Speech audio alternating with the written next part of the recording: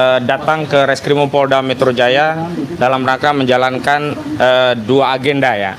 Yang pertama agenda wajib lapor, yang kedua agenda sikap atau respon resmi kami selaku tim advokasi anti kriminalisasi akademisi dan aktivis terhadap berkas perkara Roy Suryo CS yang hari ini kita ketahui dikembalikan oleh Kejaksaan Tinggi DKI Jakarta ke penyidik Polda Metro Jaya. Dan perlu kami informasikan bahwa kami juga tadi sudah mengirimkan dua korespondensi secara resmi, nanti akan dibacakan oleh Bang Samsir Jalil, berkaitan dengan sikap kami atas pemeriksaan saksi dan juga bagaimana sikap kami terhadap berkas yang P19 atau dikembalikan oleh Kejaksaan. Baik, yang pertama ingin kami sampaikan bahwa sebagaimana sudah disampaikan oleh Humas Polda Metro Jaya, Kombes Pol Budi Kurniawan ya, atau Budi Hermawan ya, lupa saya begitu, bahwa berkas perkara oleh jaksa peneliti dari Kejaksaan Tinggi DKI Jakarta dikembalikan dengan 3 arahan atau petunjuk.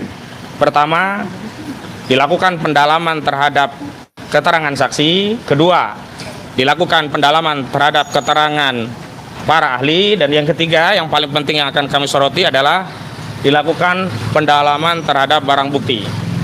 Adapun terkait ahli, hari ini sedianya kami menghadirkan 2 orang ahli pidana, yakni Bapak Ganjar Laksamana Bondan Bonaprapta, dan yang kedua Bapak Azmi Syahputra.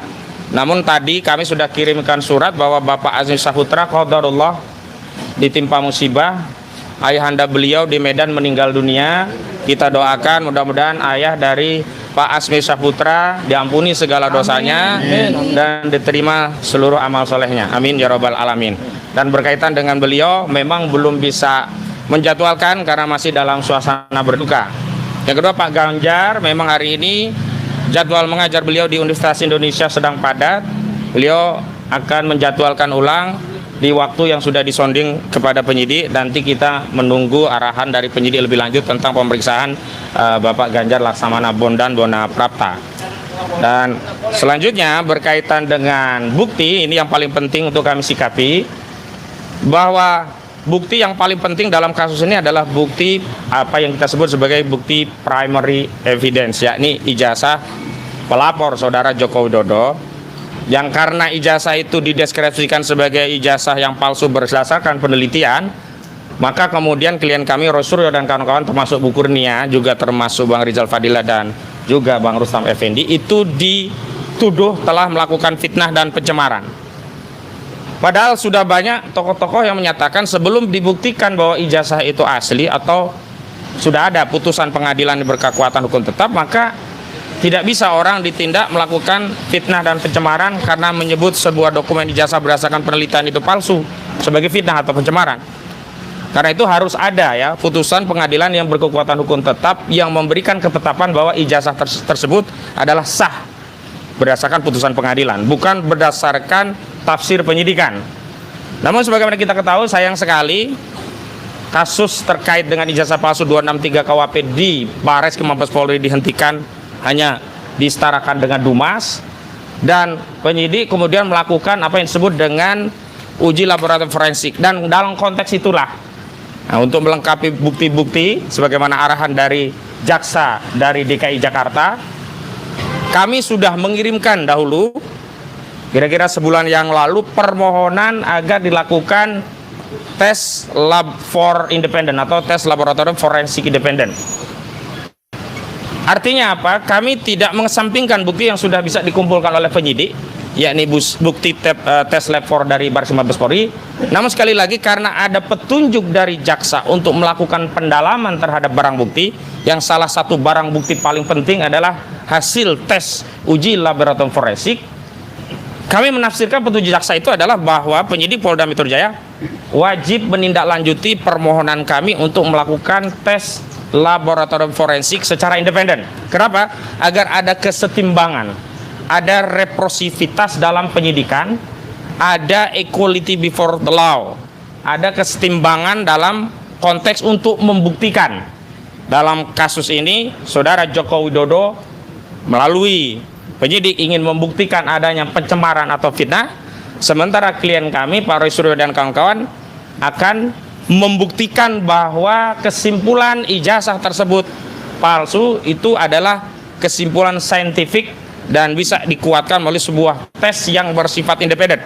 Dalam tes yang sifatnya independen ini seluruh pihak bisa dilibatkan. Jadi tidak hanya penyidik, tidak hanya pelapor, tetapi juga hari ini klien kami. Artinya apa?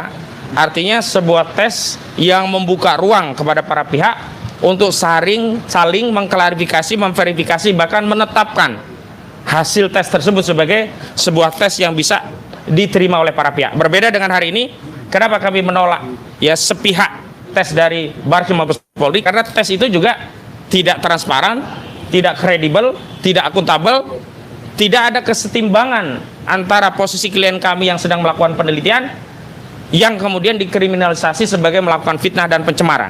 Itu ya. Yang kedua yang paling penting petunjuk jaksa berkaitan dengan memeriksa saksi adalah salah satu atau dua pasal ITE yang paling krusial yang diterapkan kepada Roy Suryo klien kami adalah pasal 32 dan 35, yakni melakukan editing dan melakukan manipulasi data elektronik yang tidak otentik seolah-olah otentik.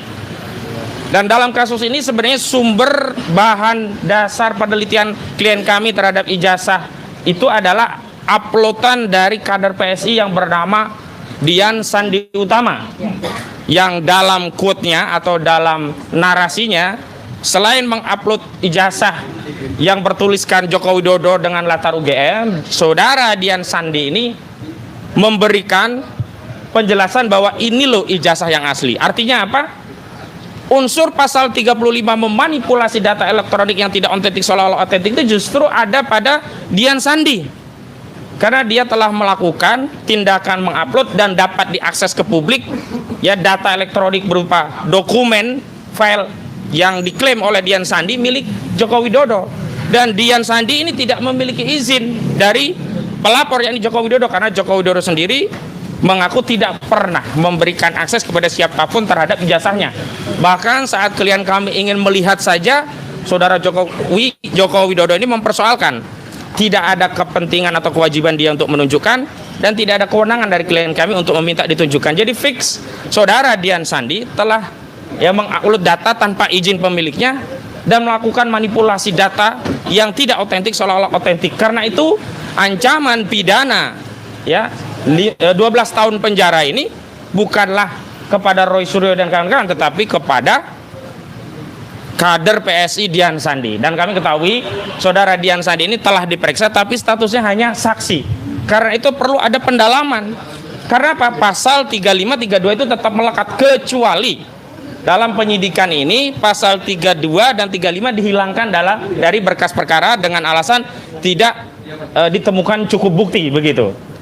Nah, yang terakhir yang paling penting, saya kira ini menjadi tugas dan tanggung jawab kita semua, seluruh rakyat Indonesia. Berulang kali kami menegaskan bahwa perkara kasus ijazah palsu ini bukan perkara Roy Suryo dan kawan-kawan saja, tetapi ini perkara seluruh rakyat. Bahwa kebetulan Roy Suryo dan kawan-kawan tergerak hatinya bertanggung jawab untuk anak bangsa dan sejarah Indonesia melakukan penelitian, itu memang mereka yang mengambil tanggung jawab itu. Tetapi konsekuensi kasus ini adalah berkonsekuensi publik, tidak hanya untuk Roy Suryo dan kawan-kawan. Saya kira itu yang penting saya sampaikan, dan selanjutnya saya mohon Bang Samsir untuk menjelaskan korespondensi yang sudah kami kirim ke Reskrimum Polda Metro Jaya. Silakan Bang Samsir. Terima kasih. Assalamualaikum warahmatullahi wabarakatuh. Assalamualaikum. Oke. Saya tadi pagi sudah menjambangi, kalau bahasanya sekarang itu ya, tentunya Polda Metro Jaya ini, dan sudah memberikan dua surat yang saya sampaikan ke Polda Metro Jaya yang adalah bagian daripada proses perkara hukum Roy Suryo CS ya. Nah, ini yang pada saat ini masih dalam proses untuk pemeriksaan saksi dan ahli. Jadi memang ke hari ini mestinya ada dua ahli yang diperiksa di Polda Metro Jaya ini, tapi karena berhalangan, satu karena orang tuanya meninggal dunia di luar kota, yaitu Dr. Asmi Saputra, sehingga dia tidak bisa hadir di tempat ini. Kemudian satu lagi Dr. Ganjar, beliau itu dosen di Universitas Indonesia. Beliau tidak bisa hadir juga karena masih belum mendapat jadwal yang pas untuk pemeriksaan kali ini. Jadi tadi dapat saya tunjukkan kalau kami sudah menyerahkan surat untuk ketidakhadiran mereka. Tentunya ini adalah bagian dari kami yang selama ini mendampingi Roy Suryo CS dalam pemeriksaan para ya sekarang tersangka ya ini, sehingga kami melakukan yang tentunya kerjasama yang baik dengan penyidik, apalagi setelah kita tadi disampaikan kalau kejaksaan telah mengembalikan berkas perkara yang diajukan oleh Polda Metro Jaya ini, yang salah satunya ya hubungannya dengan untuk pengembangan kembali terhadap keterangan saksi, keterangan saksi, keterangan ahli. Kemudian satu lagi ya tentunya ini yang kita sampaikan untuk itu supaya mereka di sini penyidik Polda Metro Jaya betul-betul dapat memeriksa atau kelengkapannya yang telah diminta oleh Kejaksaan Negeri. Kemudian satu lagi kami menyerahkan surat, yaitu surat untuk melakukan laboratorium forensik independen.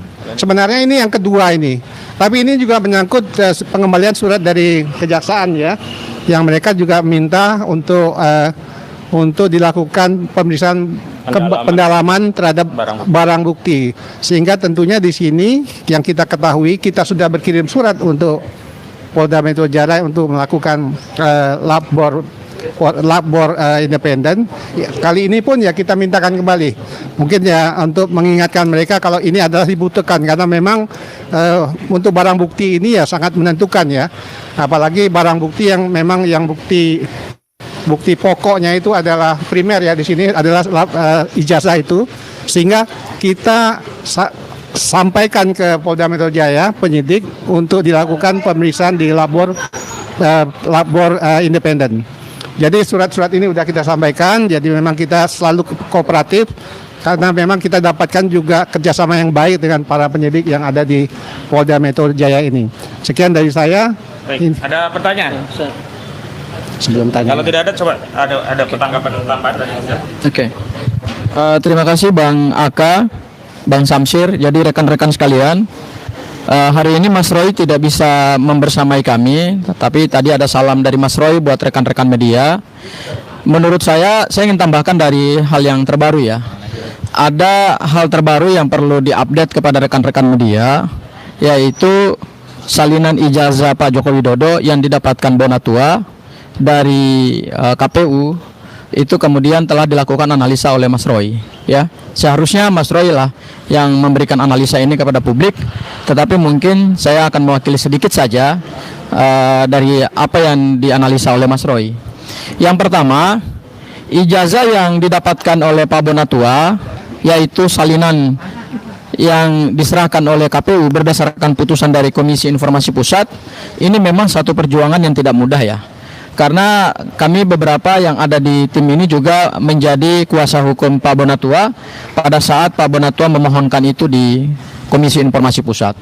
Dan perjuangan itu memang cukup melelahkan ya, karena memang dari awal semua upaya dari otoritas yaitu KPU termasuk juga UGM selalu berupaya dan berusaha untuk menutup-nutupi ijazah Pak Joko Widodo ya. Kami nggak tahu sebetulnya ada apa di balik upaya untuk menutup ijazah Pak Joko Widodo, padahal ijazah itu bukan sesuatu yang membahayakan negara. Kalaupun disampaikan kepada publik, dibuka kepada publik, tidak akan mengancam integritas dan kedaulatan bangsa, tidak akan memicu perpecahan, kerusuhan sosial apalagi ya. Tetapi justru karena ditutup itulah maka kemudian banyak orang bertanya-tanya ya. Nah, Kami mendapatkan itu karena berdasarkan pasal 18 ayat 2 Undang-Undang 14 2008 tentang keterbukaan informasi publik, bahwa dokumen yang awalnya adalah dokumen pribadi tetapi ketika digunakan untuk kepentingan mendapatkan jabatan publik, maka oleh undang-undang itu dikualifikasi sebagai dokumen yang dikecualikan dari kerahasiaan. Artinya bisa dibuka kapan saja, ya, sepanjang itu ada kepentingan publik di situ. Dan alhamdulillah Pak Bonatua berhasil mendapatkan itu, ya. Nah, hal yang kedua, setelah kita melihat fisik daripada salinan ijazah itu, maka terkonfirmasi bahwa antara apa yang diunggah oleh Dian Sandi pada saat Mas Roy, Bang Rismon dan Dr. Tifa melakukan uji terhadap ijazah tersebut, itu ternyata basisnya sama, ijazah yang sama, sumbernya yang sama, ya. Jadi ketika ijazahnya sama, sumbernya sama, maka terpatahkanlah semua serangan-serangan bahwa Mas Roy, Bang Rismon, Dr. Tifa melakukan analisa dari sumber yang tidak valid. Ternyata setelah kami mendapatkan salinan resmi itu, maka terkonfirmasilah bahwa yang diteliti Mas Roy itu sumbernya sama. Karena tidak mungkin ijazah itu ada dua versi, pasti hanya satu versi. Kalau ada dua atau tiga versi, malah disinyalir adalah ada dugaan pemalsuan ijazah berkali-kali. Ya, jadi bukan hanya satu kali tetapi berkali-kali. Kalau ada beberapa versi. Nah, kemudian setelah dilakukan penelitian oleh Mas Roy, yang pertama saya ingin menyampaikan, saya mendapatkan hasil penelitian dari Mas Roy. Yang pertama adalah kalau teman-teman memperhatikan ijazah Pak Joko Widodo, ya, yang dilegalisir oleh dua pejabat dekan yang berbeda, yaitu yang pertama oleh Profesor Dr. Muhammad Naim pada tahun 2014 dan Dr. Budiadi SH Hud MAGR SC 2019, itu ternyata ada kesalahan prosedur akademik, yaitu tidak dicantumkannya tanggal, bulan, dan tahun legalisasinya. Itu agak aneh itu. Saya misalnya ingin melakukan legalisasi ijazah di universitas. 2015-nya tahu. Nah, ini juga belum, ya. Jadi yang kita dapat ini versi 2014 dan 2019, ya. Nah, di 2014 dan 2019 ternyata setelah diteliti oleh Mas Roy secara berkali-kali, ternyata legalisasinya juga tidak normal secara akademik. Ya, tidak ada tanggal dilegalisir, tidak ada tahun dilegalisir, dan tidak ada bulan dilegalisir. Ini sesuatu yang abnormal. Karena kalau kita melakukan legalisasi ijazah di universitas, ya, itu pasti setelah pejabat yang menandatangani kemudian cap universitas, pasti disebutkan tanggal, bulan, dan tahunnya. Itu prosedur akademik. Tapi kenapa di satu ijazah yang sangat penting seperti ini, yang digunakan untuk persyaratan calon presiden, justru tidak ada tanggal legalisirnya, bulan legalisirnya, dan tahun legalisirnya, ya, sehingga ini menunjukkan bahwa ada suatu keanehan lagi. Itu hal yang pertama. Surat aja ada tanggal. Nah, surat dari Polda aja, padahal cuma tanda terima loh. Ada tanggalnya. Tapi sebuah dokumen resmi yang digunakan untuk mendapatkan calon presiden, untuk mendapatkan jabatan presiden, itu nggak ada sama sekali. Coba teman-teman cek, perhatikan kembali ijazah yang sudah dibuka kepada publik. Karena itu dokumennya sudah dokumen sah secara hukum. Jadi tidak bisa lagi kita menganalisis sesuatu yang tidak berbasis kepada dokumen yang asli. Tapi karena dokumennya itu sudah resmi, maka semakin lama semakin kelihatan barang ini. Ya, itu hal yang pertama. Hal yang kedua, saya nggak perlu bicara soal teknisnya ya. Nanti Mas Roy yang akan berbicara soal teknisnya. Ya.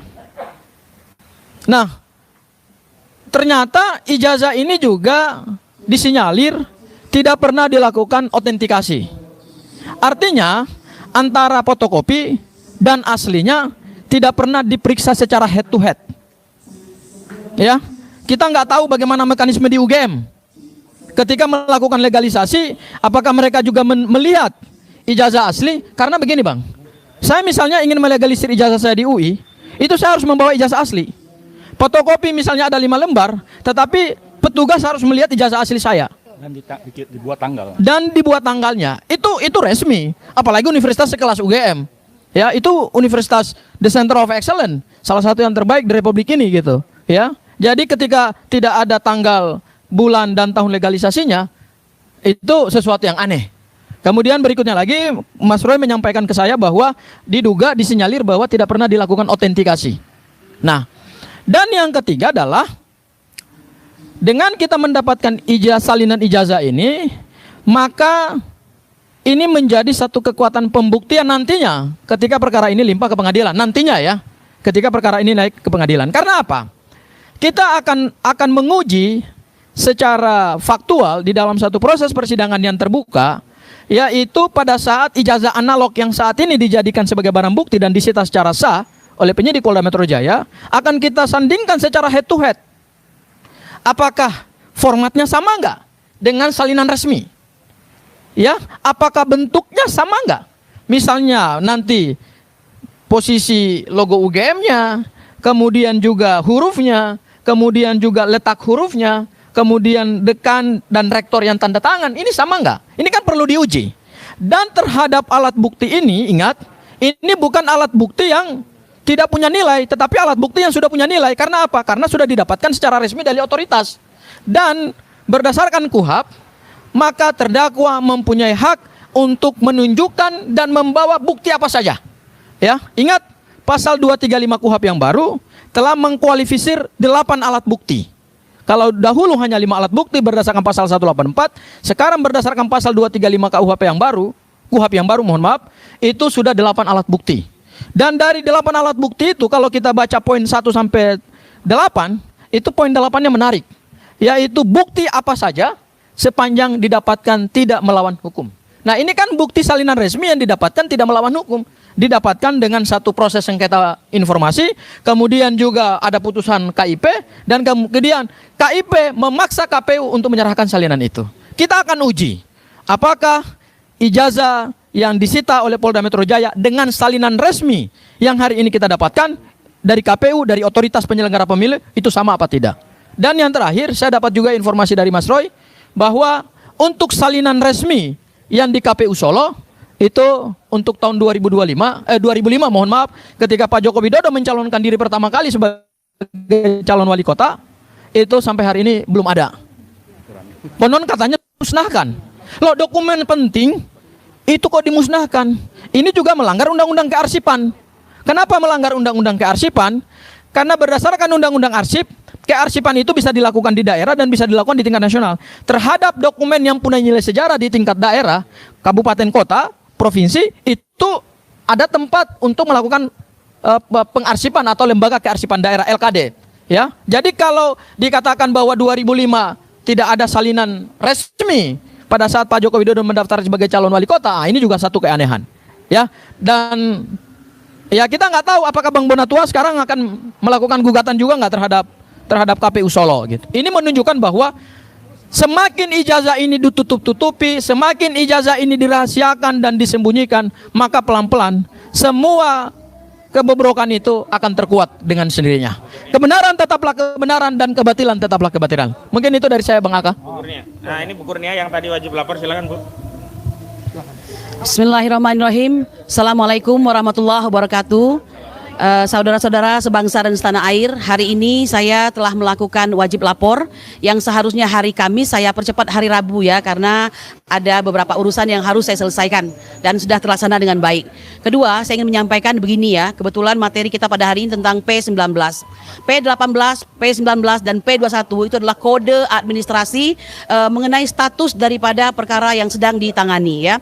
Kalau kita berada pada sistem hukum yang baik, maka semua itu akan terlaksana dengan baik. Tapi jika kita pada posisi sistem hukum yang lemah, maka semuanya tentu akan menjadi tidak baik. Orang jahat pun jika dia berada pada sistem hukum yang baik, maka dia akan terpaksa ikut baik. Tetapi ketika sistem hukum itu lemah, maka orang baik terpaksa menjadi orang yang dikorbankan dalam sistem hukum tersebut.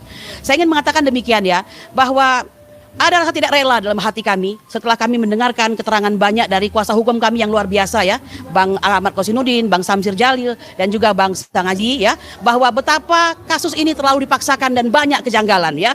Nah, oleh karena itu kami mengajak tugas kita semua untuk senantiasa menjaga marwah hukum ya, walaupun perkara ini sudah sampai di hampir 10 bulan ya, demikian panjang, nafas harus panjang, biaya panjang, dan kekuatan harus panjang.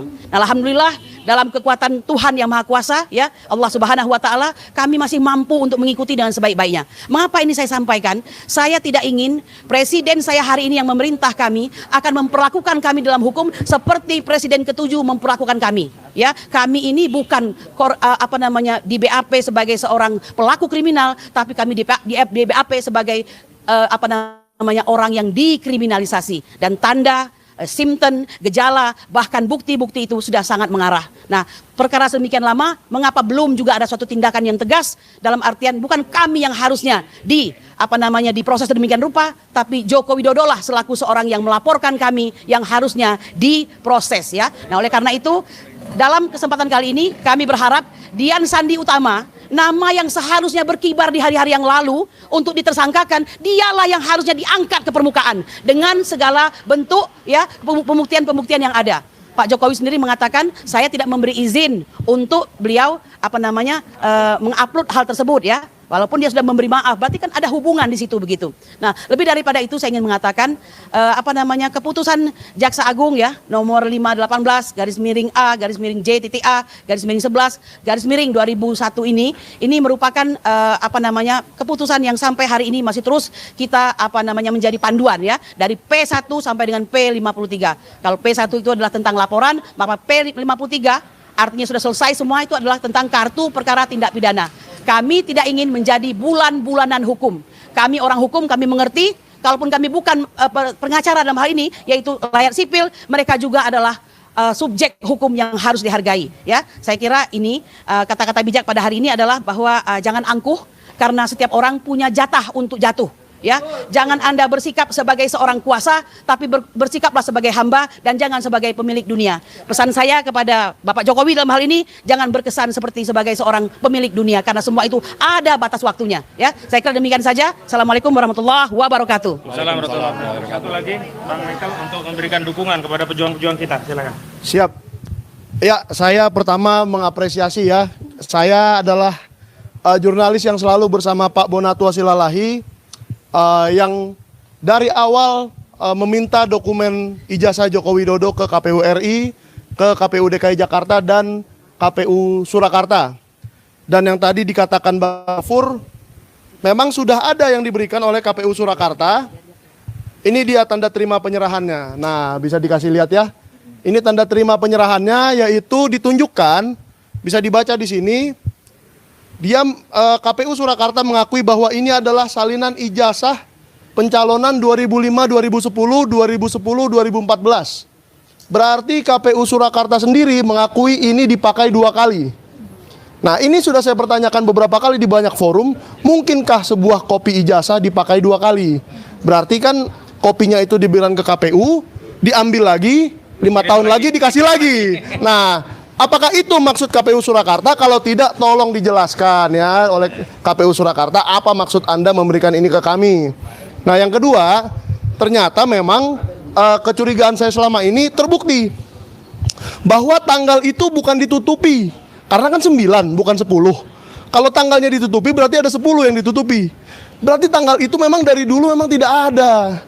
Semua ijazah yang diberikan oleh Joko Widodo dalam pencalonan yang manapun Itu nggak ada tanggal semua. tidak ada tanggalnya legalisirnya.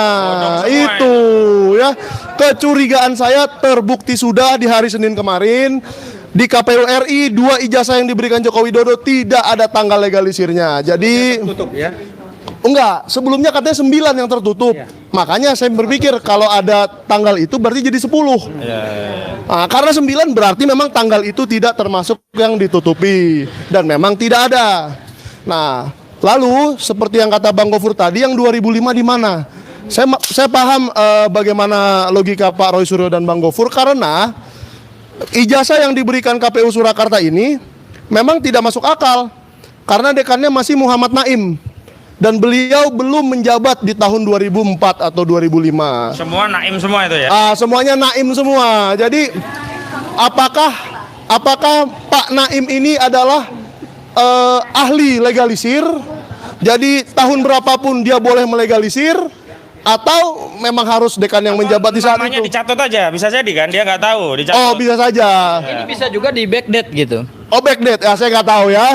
Jadi Datanya nggak ada date. iya, jadi Nggak ada backnya, nggak ada date. jadi nggak ada date-nya, nggak ada date-nya. Iya, nggak ada date-nya. Jadi saya berharap Pak Muhammad Naim Klarifikasi itu. jujurlah kepada rakyat, ya kan? apa yang Anda lakukan di tanggal berapa dan di hari apa. Dan mungkin saya mendukung perjuangan kawan-kawan di Polda Metro Jaya dengan menghimbau Polda Metro Jaya, saya menghimbau Polda Metro Jaya penyidik untuk mengembalikan alat bukti yang digunakan oleh Bapak Joko Widodo dalam melaporkan, yaitu ijazah. Karena seperti yang waktu itu saya pakai dalam pelaporan dengan pasal yang sama, saya memberikan sebuah kartu, Bang, dan dikembalikan di hari yang sama oleh penyidik Polda Metro Jaya juga. Jadi sama persis nih, apple to apple. Saya memberikan alat bukti karena itu bukan barang yang saya pakai melakukan kejahatan, dikembalikan. Tapi kalau itu barang bukti, misalkan sebuah pisau dalam pembunuhan, ya itu nggak boleh dikembalikan. Jangan-jangan karena ini hasil Dipakai kejahatan ya. Oh, saya nggak tahu. Makanya, Makanya. ya makanya kan Polda Metro Jaya, saya rasa Humas Polda Metro Jaya harus memperjelas Iya, kenapa ijazah Bapak Jokowi tidak boleh dikembalikan. Apakah itu diduga barang yang dipakai melakukan kejahatan? Betul. Maka itu tidak bisa dikembalikan. Nah, ini Polda Metro Jaya yang bisa menjawab. Tapi saya mendukung semua Bang Gofur dan kawan-kawan dalam upaya-upaya ini. Thank you. Saya tambahkan begini ya, saya lanjutkan apa yang disampaikan oleh Bang Michael. Bang Michael, yaitu pasal 241 Ya. yang disebut barang bukti ada 3. 1. Alat atau sarana untuk melakukan tindak pidana. Nah, itu- Yang kedua, alat atau sarana yang menjadi objek tindak pidana dan atau aset yang merupakan hasil tindak pidana. Pertanyaan kita terhadap 3 kualifikasir barang bukti berdasarkan pasal 241 KUHP yang baru, Ya. ini masuk dalam kualifikasir yang mana nih? Ya, makanya- Apakah sarana melakukan kejahatan, hasil kejahatan, atau sarana untuk membantu melakukan kejahatan? Nah, ini yang kita belum tahu. Biar Humas Polda Metro Jaya yang nanti menjawab ya. Oke, thank you semua. Satu lagi, Bang Rustam, yang tadi wajib lapor ya. Saya lewat depan aja ya. Ya, ya. Sorry. Ya, Bismillahirrahmanirrahim. Assalamualaikum warahmatullahi wabarakatuh. Hari ini ketiga kalinya saya melakukan wajib lapor. Yang seharusnya bukan saya yang harus wajib lapor. Yang harus wajib lapor itu adalah Joko Widodo yang memalsukan ijazah orang lain untuk kepentingannya sendiri di wali kota, gubernur maupun di presiden. Oleh karena itu, kepada Pak Joko Widodo, segeralah bertaubat. Segeralah meminta maaf kepada seluruh rakyat Indonesia bahwasanya dia harus mengakui kesalahannya, kekhilafannya.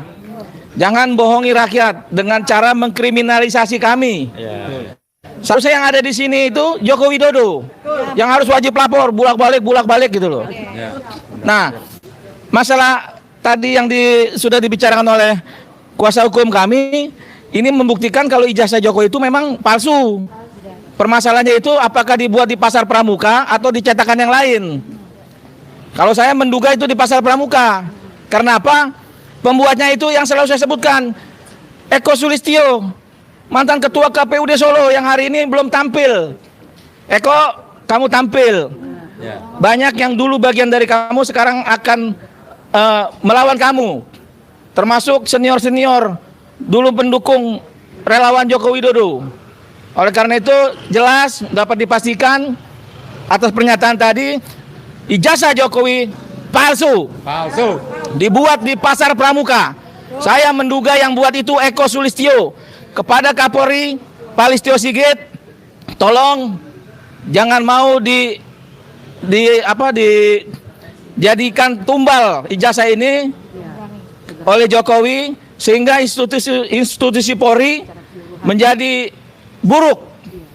Apalagi sebentar lagi juga nggak lama lagi Pak Listio juga pensiun atau akan diganti. Jangan meninggalkan hal-hal yang buruk di institusi Polri ini. Karena apa? Polri dipisahkan oleh TNI ini supaya Polri ini lebih baik, bukan tambah buruk. Kalau Pak Kapolri seperti itu, saya akan mendukung lah kalau begitu supaya Polri di bawah kementerian. Kami nanti akan ramaikan itu kalau Pak Listio seperti itu. Kira-kira seperti itu. Wabillahi taufiq wal hidayah. Wassalamualaikum warahmatullahi wabarakatuh.